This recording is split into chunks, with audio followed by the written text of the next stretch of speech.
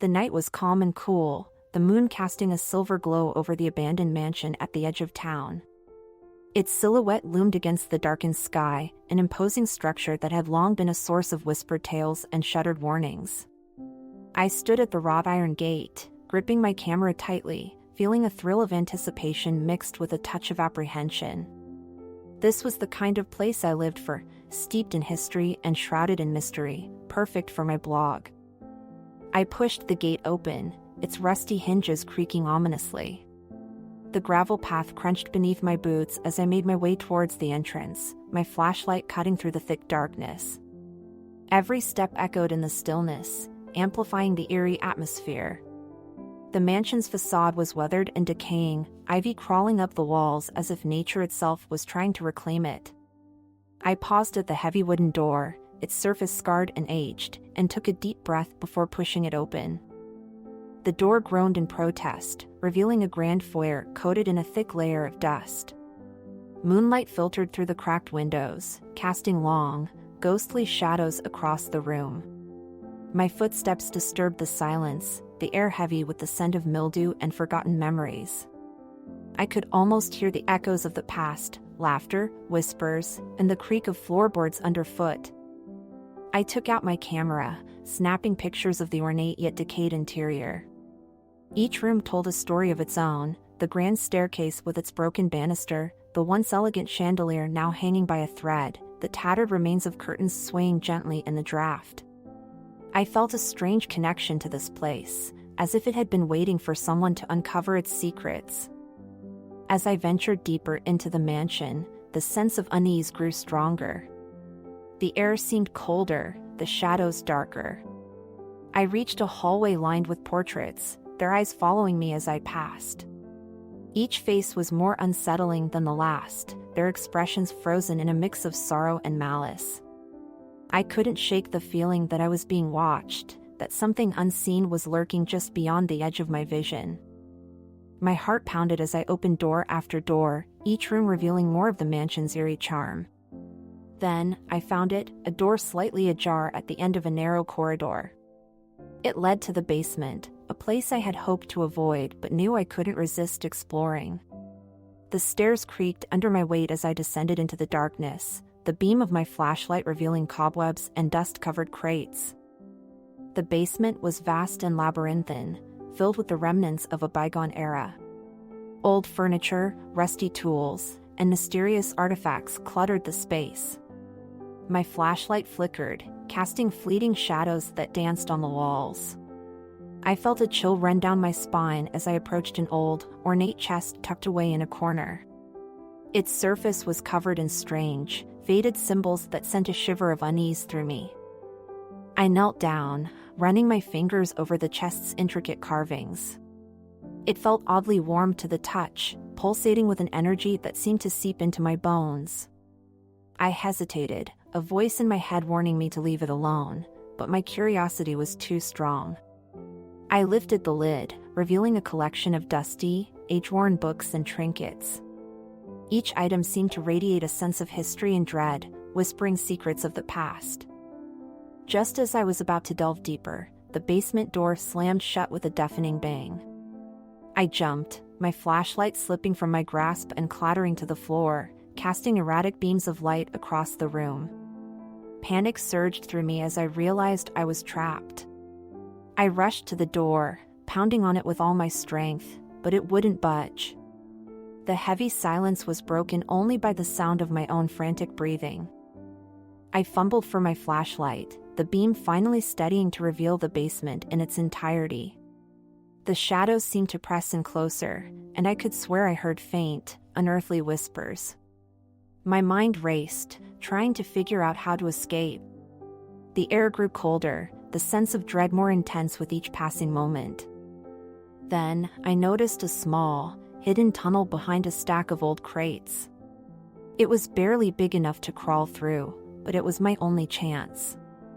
I squeezed into the narrow passage, my heart pounding in my chest. The tunnel was cramped and suffocating, the walls closing in on me as I wriggled forward. I could feel the rough stones scraping against my skin, the darkness almost tangible as it pressed around me. Just as I thought I couldn't go any further, I emerged into another part of the basement.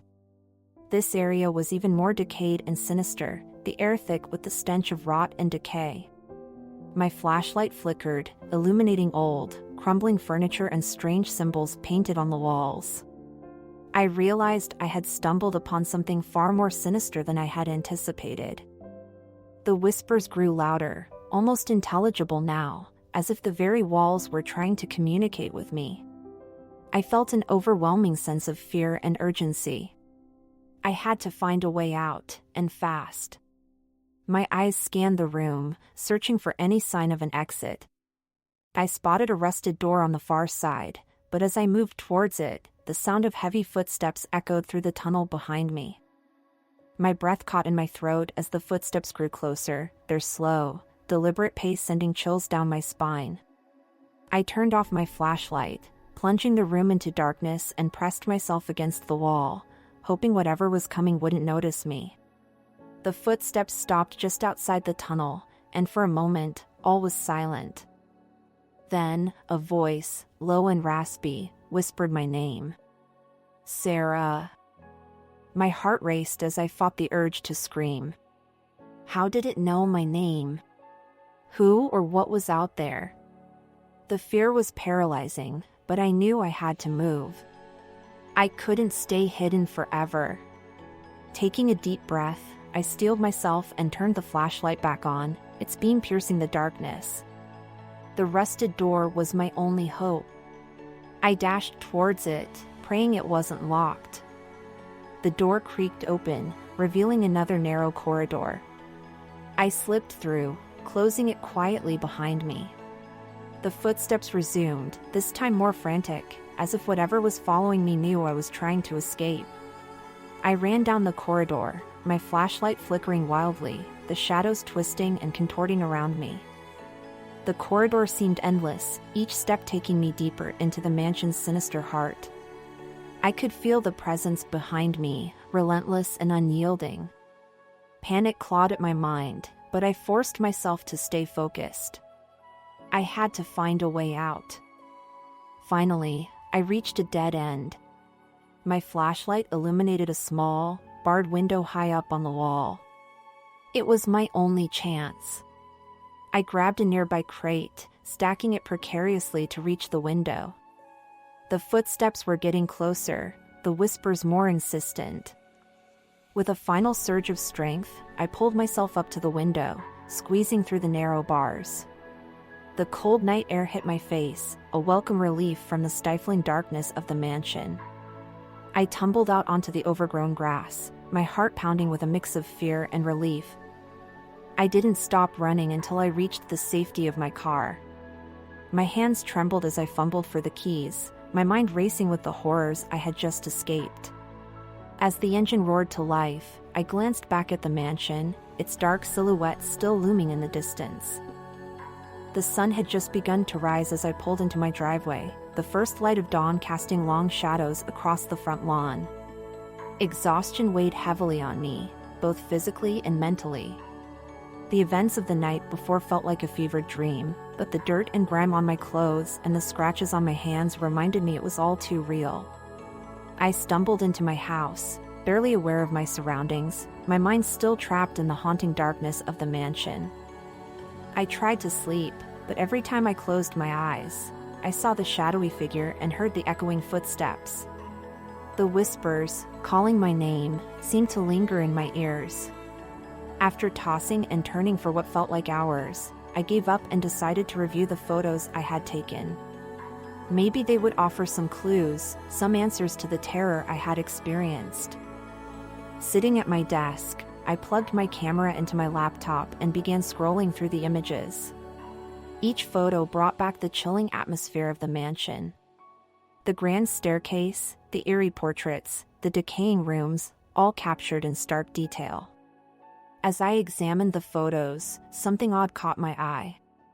In the corner of one image, a faint, shadowy figure seemed to be lurking, barely visible against the dark background. My heart skipped a beat as I zoomed in.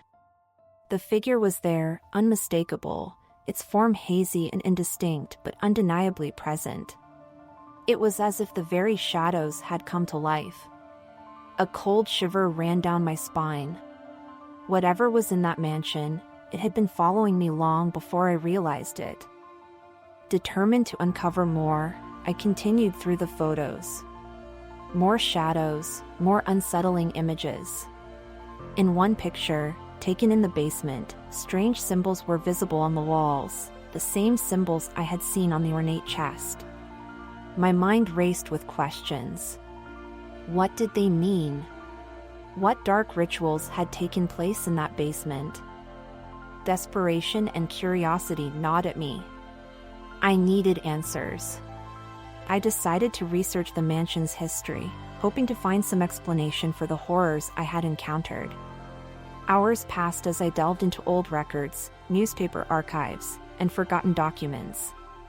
The mansion, it seemed, had a long and troubled past. Built in the late 1800s by a wealthy but reclusive family, the mansion had been the site of numerous tragedies and disappearances. The last known occupants, the Whitfield family, had vanished without a trace in the early 1900s. Local legends spoke of occult practices and dark rituals, but there was little concrete evidence. The mansion had been abandoned ever since, slowly succumbing to time and decay. As I pieced together the mansion's history, a disturbing pattern emerged. Every few decades, there were reports of strange occurrences, mysterious sightings, and unexplained phenomena. It was as if the mansion itself was alive, drawing in the curious and the unwary, only to trap them within its walls. The more I learned, the more my resolve hardened. I couldn't let this go. The mansion held secrets that needed to be uncovered, and I was determined to see it through, no matter the cost. Armed with new knowledge and a renewed sense of purpose, I prepared to return to the mansion. Night fell, and with it came the familiar sense of dread. But this time, I was ready. I packed my bag with supplies, a stronger flashlight, extra batteries, my camera, and a small toolkit. I wasn't going to be caught off guard again. As I drove back to the mansion, the road seemed longer, the shadows deeper. The familiar iron gate loomed ahead, and I steeled myself for what lay ahead. The mansion was just as I had left it, silent and foreboding. I pushed open the door, the air thick with anticipation. The grand foyer seemed to welcome me back, its shadows closing in around me. I moved quickly, making my way back to the basement. The narrow corridor, the hidden tunnel, each step felt like retracing a path through my own nightmares. I emerged in the same decayed room, the symbols on the walls glowing faintly in the beam of my flashlight. I approached the rusted door, my heart pounding. The memory of the footsteps and the whispering voice still fresh in my mind. Taking a deep breath, I pushed the door open. The corridor beyond was just as narrow and oppressive as I remembered. I moved cautiously, my flashlight cutting through the darkness. The air was thick with the scent of rot and decay, and the shadows seemed to twist and writhe around me. I felt the presence again, the same malevolent force that had followed me before.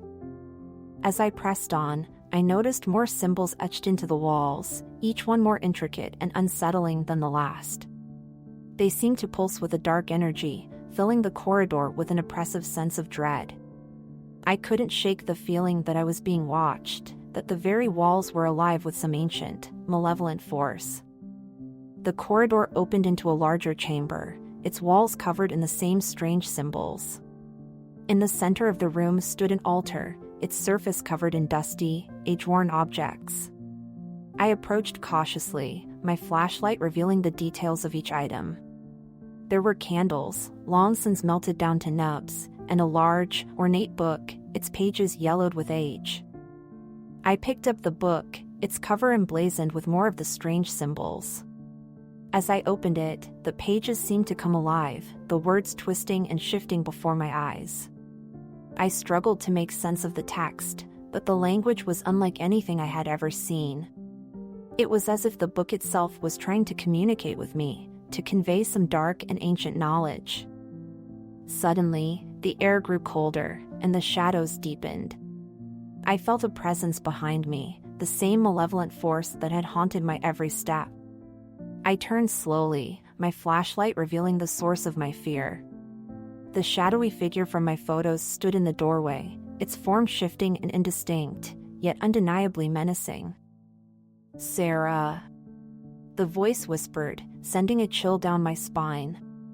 It was the same voice from before, low and raspy, filled with an otherworldly menace. My heart pounded as I backed away, my mind racing for a plan. The figure moved closer, its form becoming more solid with each step. I could see the outline of a face, its features twisted and grotesque. Panic surged through me, but I forced myself to stay calm. I had come here for answers, and I wasn't going to leave without them. "Who are you?" I demanded, my voice trembling. "What do you want?" The figure stopped, its eyes, dark and hollow, fixed on me. "You have awakened the darkness," it whispered. "The curse of the Whitfield family binds us all. You cannot escape." My mind reeled with the implications. The curse, the disappearances, the dark rituals, it all made sense now. The mansion was a trap, a place where the restless spirits of the past were bound by an ancient curse. And now, I was part of it. "Tell me how to break the curse," I pleaded, desperation creeping into my voice. "There must be a way." The figure's eyes seemed to bore into my soul. "Destroy the heart of the curse," it whispered. "Find the artifact that binds us. Only then can you be free." The artifact. It had to be something in the mansion, something connected to the dark rituals performed by the Whitfield family. My mind raced as I tried to think of where it could be hidden. The altar, the chest, the symbols, it all pointed to one place. Without another word, I turned and ran back down the corridor, the figure's whispering voice echoing behind me. I had to find the artifact, and I had to do it quickly. My only hope was to uncover the truth and break the curse before it was too late. I reached the room with the ornate chest, my hands trembling as I opened it once more. The artifacts inside seemed to pulse with a dark energy, each one a piece of the puzzle. My eyes landed on a small, intricately carved box, its surface covered in the same strange symbols. This had to be it. The heart of the curse. I lifted the box, feeling its weight in my hands. As I opened it, a wave of cold air washed over me, and the room seemed to darken. Inside was a small, blackened heart, its surface glistening with an unnatural sheen. I knew what I had to do. I grabbed the heart, feeling its coldness seep into my skin. With all my strength, I crushed it, the dark substance oozing through my fingers. A deafening scream filled the room, and the shadows seemed to convulse and writhe. The air grew colder, and the walls began to shake. The mansion was reacting to the destruction of the artifact. I had to get out, and fast. I ran back through the corridor, the ground trembling beneath my feet. The whispers grew louder, more frantic, as if the very spirits of the mansion were being unleashed. I burst through the rusted door, the basement collapsing around me. The tunnel, the narrow corridor, I navigated them with a desperate speed, the walls closing in around me. Finally, I reached the grand foyer, the mansion's foundations crumbling. With one final surge of energy, I pushed open the front door and stumbled outside, the night air filling my lungs. The mansion behind me groaned and shuddered, the walls collapsing in a cloud of dust and debris. I watched as the once imposing structure crumbled to the ground, the curse finally broken. The morning sun rose slowly, its golden rays piercing the lingering darkness that surrounded the crumbled remains of the mansion. I sat there, on the dew-kissed grass, my body aching and my mind struggling to process the whirlwind of events. The mansion's curse had been lifted, and yet, the shadows of the night clung to me, their cold tendrils refusing to let go. I knew I had survived something unimaginable, but the weight of what I had seen and done pressed heavily on my shoulders. As the daylight grew stronger, I forced myself to stand, my legs trembling beneath me. The wreckage of the mansion lay silent and still, a stark contrast to the chaos and terror of the night before. I felt a strange sense of peace, but also a deep unease. The dark history of the mansion and the curse of the Whitfield family had been exposed, but I knew that my journey was not entirely over. There were still questions left unanswered, and a part of me needed closure. I made my way back to my car, every step a reminder of the night's ordeal. My mind was a whirlwind of thoughts, the faces of the spirits, the echoing whispers, and the shadowy figure all replaying in a loop. I drove home in a daze, the early morning traffic a blur around me. When I finally reached my house, I collapsed into a chair, trying to gather my scattered thoughts. The images I had captured on my camera haunted me, each one a testament to the dark presence that had inhabited the mansion. I needed to share my story, to warn others of the dangers that lurked in forgotten places. But more than that, I needed to understand the full extent of the curse I had broken. There had to be more to the story of the Whitfield family and their dark legacy. Over the next few days, I immersed myself in research, combing through every piece of information I could find about the mansion and its history. The more I uncovered, the clearer the picture became. The Whitfield family had been involved in occult practices, their mansion a hub of dark rituals and forbidden knowledge. They had sought power and immortality, but their actions had bound their souls to the mansion, creating a cycle of torment and despair. I reached out to local historians and paranormal experts, hoping to find someone who could shed light on the mysteries that still eluded me. One name kept coming up in my searches: Dr. Emily Hartman, an expert in local history and folklore. She had written extensively about the Whitfield family and the legends surrounding their mansion. I decided to contact her, hoping she could provide the answers I sought. Dr. Hartman agreed to meet with me, intrigued by my first-hand experience and the evidence I had gathered. We met in a cozy cafe, the warmth and normalcy of the setting a stark contrast to the dark tales we were about to discuss.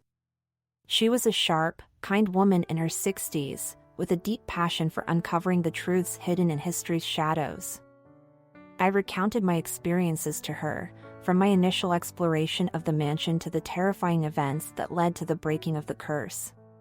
She listened intently, her eyes widening at the mention of the shadowy figure and the whispered warnings. "You've encountered something truly remarkable and terrifying," she said, her voice thoughtful. "The Whitfield family's history is filled with dark secrets, and it seems you've uncovered the heart of their curse." Dr. Hartman explained that the symbols I had seen in the mansion were part of ancient rituals meant to bind spirits and manipulate dark forces. The Whitfields had delved into forbidden knowledge, and their actions had backfired, trapping them in a cycle of torment. The artifact I had destroyed was the focal point of their power, the key to their cursed existence. "With the artifact destroyed, the spirits should be free," she said. "But there's always a lingering presence when such dark forces are involved. It's possible that the shadows you encountered were remnants of the curse, echoes of the past that may never fully disappear." Her words brought a sense of closure, but also a sobering realization. The mansion's physical structure might be gone, but its dark legacy would remain in the shadows of history.